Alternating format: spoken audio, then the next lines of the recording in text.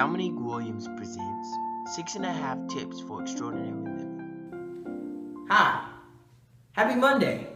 My name is Dominique Williams. I'm a minister, actor, poet, and motivator, and I'm so glad you decided to join me on this first ever Motivational Monday series entitled 6.5 Tips for Extraordinary Living. Last week, Extraordinary Living tip number 1 was give your eulogy. It was simply creating a plan based on where you are now to where you want to be and making steps to get there. But this week's Extraordinary Living tip comes from my experience in England at the British American Drama Academy. One of my professors sat us all down, he looked us in the eyes and he said, you need to ask yourself, now he was talking about acting, he said, you need to ask yourself, am I a long distance runner? He wasn't talking about actually running. He was simply saying, you're not always going to have immediate results. It's about endurance. Are you willing to keep on pushing? Are you willing to keep on running?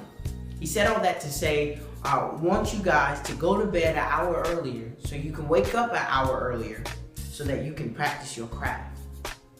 That's Extraordinary Living number 2. Take your creative hour. Can you be willing to say, I'm going to forsake my cell phone for 1 hour at the end of my day so that I can wake up and apply myself to something that will get me closer to my goal?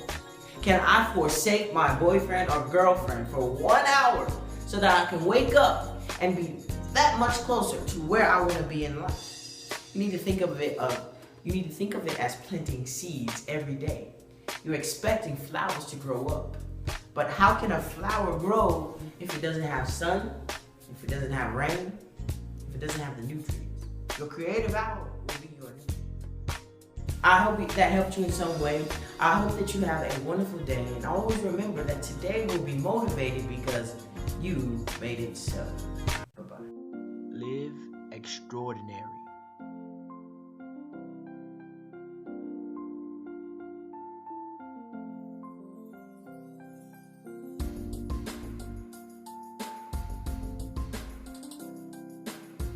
Stay tuned because next week I'll give you Extraordinary Living tip number 3.